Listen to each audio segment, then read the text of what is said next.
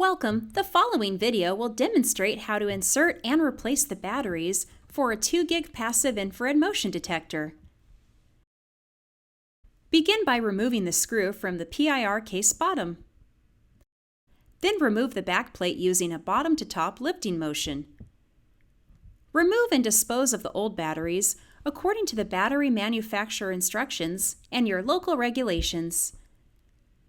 Then insert the new battery. Always make sure you match the plus sign on the battery with the flat side of the compartment and the minus side on the battery with the spring side.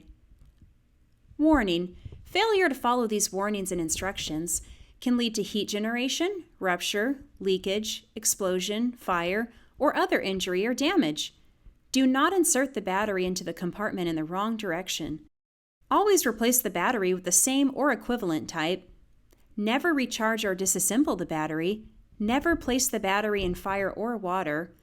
Always keep batteries away from small children, and if batteries are swallowed, promptly see a doctor.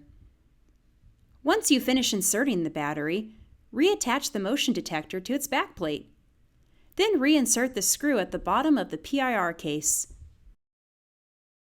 The 2 gig passive infrared motion detector batteries have now been replaced.